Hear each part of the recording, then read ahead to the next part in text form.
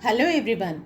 In this presentation, provisions pertaining to relevancy of confessions dealt with under sections 24 to 30 of the Act are explained. Confessions are dealt with in sections 24 to 30. Sections 24 to 26 deal with confessions which are irrelevant, and sections 27 to 30 deal with confessions which the court will take into account. Now, what is a confession and how does it differ from an admission? The term confession has not been defined anywhere in the Evidence Act. Stephen's Digest of the Law of Evidence defines confession as an admission made at any time by a person charged with crime, stating or suggesting the inference that he committed the crime. This definition was acted upon by all the courts in India until 1939, when the Privy Council in Pakala Narayana Swamy versus Emperor disapproved this definition. Lord Atkin in that case said, "A confession cannot be construed to mean a suggestion by a person accused of an offence that he committed the crime." According to Lord Atkin, a confession must either admit in terms the offence or at any rate substantially all the facts which constitute the offence. An admission of a gravely incriminating fact, even a conclusively incriminating fact, is not in itself a confession. For example, an admission that an accused is the owner of and was in recent possession of the knife which caused the death would not be inconsistent with the natural use of the language to construe confession. A statement that contains self-exculpatory matter cannot amount to a confession if the exculpatory statement is of some fact which, if true, would negative the offence alleged to be confessed. Exculpatory statements are statements which exclude the person from the commission of the crime. Therefore, all confessions are admissions, but all admissions are not confessions. Confession is received in evidence for the same reason as an admission, and like an admission, it must be considered as a whole. There can be an admission either in a civil case or a criminal case, whereas there can be a confession only in a criminal case. An admission need not be voluntary to be relevant, though it may affect its weight, but a confession to be relevant must be voluntary. There can be relevant admissions made by an agent or even a stranger, but a confession to be relevant must be made by the accused himself. A confession of a co-accused is not strictly relevant, though it may be taken into consideration under section 30 in special circumstances. Confession need not be addressed to any particular person. It may be made to oneself in the state of soliloquy, stating that he has committed a particular offence. Although such confession is not made to anyone and it is not addressed to anyone, it can be proved. A confession must be true and voluntary. Where a statement recorded by a magistrate merely states about the assault on the deceased and that it was a mistake and the maker of the statement did not admit his guilt, it was not a confession that could be used against its maker. The confession of the accused must be taken as a whole, and the exculpatory part must not be thrown aside. Confessions are classified as plenary, that is, complete, wherein there is full admission of guilt, and non-plenary, that is, incomplete, where it is merely an admission of incriminating elements. This classification is not applicable in India. Another method of classifying confessions is as judicial and extrajudicial confessions. Judicial confessions are those made before and recorded by a magistrate under section 164 of the Criminal Procedure Code. If an accused confesses before police, it cannot be admissible as evidence. So he will be taken before a competent magistrate who, after satisfying himself that the accused is making the confession voluntarily and not under police pressure, records the confession. The magistrate has to follow certain rules before recording a confession. He should warn the accused that he need not make the confession and that if he makes it, it will be used as evidence against him at the trial. After warning the accused must be given time to think about the matter, and only then the magistrate has to record the confession. Such a confession is called judicial confession.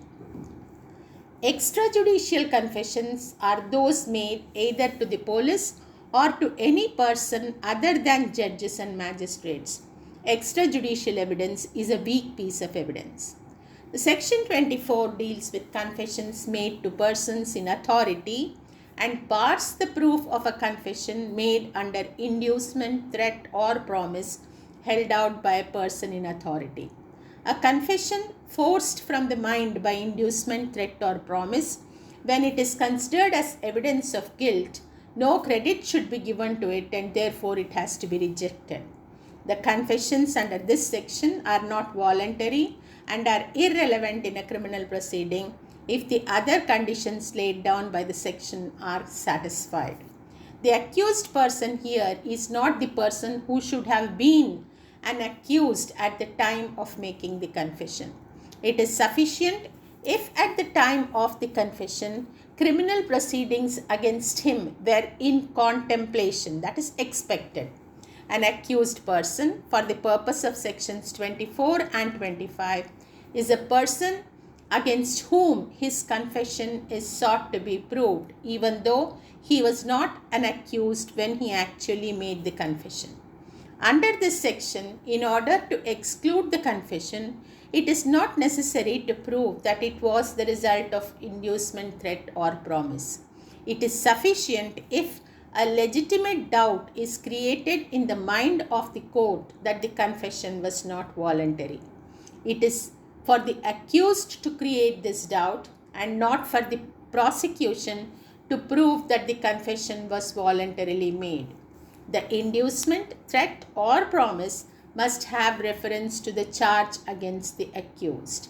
For example, if there are more than one accused, a promise given to one of them that he would not be prosecuted, or even if prosecuted, recommendation would be made for lesser punishment, and the accused confesses, the confession is inadmissible because it is barred by section 24. It is also necessary that the inducement, threat, or promise must have proceeded from a person in authority. Now, who is a person in authority would depend on the facts and circumstances of each case. Once there is inducement, threat, or promise from a person in authority, it is not necessary that the confession should also be made to such a person. It can be made to anyone. Even then, it would not be relevant.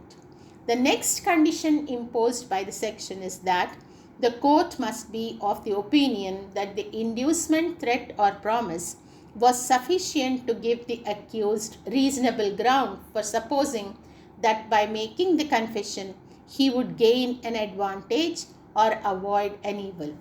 The advantage to be gained or the evil to be avoided should be of a temporal or worldly nature in reference to the proceedings against him. Supposing an employer tells his clerk whom he suspects of having made a misappropriation, "You had better pay the money than go to jail. It would be better for you to tell the truth." A confession made by the clerk under those conditions would be irrelevant under the section. But if the person in authority says, "You better tell the truth or you will go to hell," and if the confession is then made, such a confession would be relevant because the advantage to be gained or the evil to be avoided is not of temporal nature but of spiritual nature. On the evidence and the circumstances in a particular case, it should appear to the court that there was a threat, inducement, or promise, though the said fact is not strictly proved. This deviation from the strict standard of proof has been accepted by the legislature with a view to exclude forced or induced confessions, which sometimes are extorted and put in when there is lack of direct evidence. While the opinion is that of the court, The criterion is the reasonable belief of the accused. The section therefore makes it clear that it is the duty of the court to place itself in the position of the accused and to form an opinion as to the state of mind of the accused in the circumstances of the case. The law does not require that the evidence of an extrajudicial confession should in all cases be corroborated. When such confession is proved by an independent witness who had no bias against the accused, there is no justification for disbelieving it. An extrajudicial confession is admissible in evidence, and the court, in appropriate cases, can rely on it as substantive evidence and convict the accused. An extrajudicial confession is admissible in evidence, and the court, in appropriate cases, can rely on it as substantive evidence and convict the accused. An extrajudicial confession cannot be considered as judicial confession. Similarly, an alleged judicial confession proved to have been not legally recorded cannot be used as extrajudicial confession. Section 28 of the Act is an exception to the provisions of Section 24. According to Section 28, if in the opinion of the court, the hope of advantage or the fear of evil generated in the mind of the accused by inducement, threat, or promise has been fully removed, the confession made thereafter becomes fully voluntary and relevant, or rather admissible. In order to admit any confession referred under Section 24, there must be strong and cogent evidence to convince the court that the impression caused by inducement, threat, or promise has, in the opinion of the court, been fully removed from the mind of the accused before making the confession. Until the court comes to the conclusion that the impression has been fully removed, the presumption that the confession is made on account of inducement, threat, or promise continues. Whether the impression has been fully removed or not is again a question of fact, and it must be judged by the court taking the circumstances of the case into consideration. The impression created on the mind of the accused due to threat, inducement, or promise ceases to operate by lapse of time or by the counseling by some other person.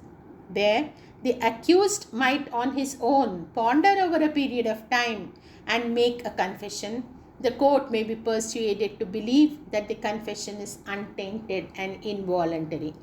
Where the inducement, threat, or promise is rendered infructuous on account of a supervening act like the death of the person in authority giving such inducement, threat, or promise, the impression is said to have been fully removed. Section 25 deals with confession to police. According to Section 25, no confession made to a police officer shall be proved against a person accused of an offense. The object of this rule was to put a stop to the extortion of confessions by taking away from the police officers the advantage of proving such extorted confessions during the trial of the accused persons. In England, a confession made to a police officer is relevant. Apart from regular police officers, others can be deemed to be police officers for the purpose of the section only if they have the power of filing a charge sheet under Section 173 of the Criminal Procedure Code and have the powers of an officer in charge of a police station. Customs officer under the Customs Act 1962 and the Sea Customs Act 1878 are not police officers for the purpose of Section 25. An officer of the Department of Revenue Intelligence is a police officer for the purpose of Section 25. The rule under Section 25 has to be compared and contrasted with the rule under Section 26. According to Section 26, a confession made by a person accused of an offense while in police custody is irrelevant unless it is made in the immediate presence of the magistrate. This rule is peculiar to India. The difference between the two sections, Section 25 and Section 26, is that under Section 25, the confession is made to the police officer. In such a case, Even if a magistrate is present, it makes no difference. Under section 26, the confession is made to a person other than the police officer. Even then, the confession would be irrelevant if the person confessing was in the custody of the police. A custody of police does not mean actual arrest. A person is deemed to be in the police custody when he comes into the surveillance of police as a suspect or as an accused. When the movements of a person are restricted by police, he is deemed to be in police custody. Even temporary absence of police does not terminate the police custody. Where the accused makes a confession in the hospital to the doctor when the police officer was not present but was waiting outside, the confession will not be admissible. But where the confession was made to witnesses when the police were nowhere near and the confession was later on put in writing at the police station when the witnesses told the police, it cannot be treated as inadmissible. Section 26 is controlled by Section 164 of the Criminal Procedure Code. The confessions that are contemplated by the section are those recorded by the magistrate under Section 164 after following the procedure prescribed therein, so as to ensure that a confession is made voluntarily and not due to police pressure. To sum up, confession is a species of admission and is dealt with under sections 24 to 30. A confession or an admission is evidence against the maker of it unless its admissibility is excluded by some provision of law. Section 24 excludes confession caused by certain inducements, threats, and promises. Section 25 provides that a confession made to a police officer shall not be proved against the person accused of an offense. A confession made to a police officer under any circumstances is not admissible in evidence against the accused. Section 26 prohibits proof against any person of a confession made by him in the custody of a police officer unless it is made in the immediate presence of a magistrate. The partial ban imposed by Section 26 relates to a confession made to a person other than a police officer. Section 26 does not qualify the absolute ban imposed by Section 25 on a confession made to a police officer. Section 27 is in the form of a proviso and partially lifts the ban imposed by Sections 24, 25 and 26. The scope of Section 27 will be explained in detail in the next presentation. Thank you.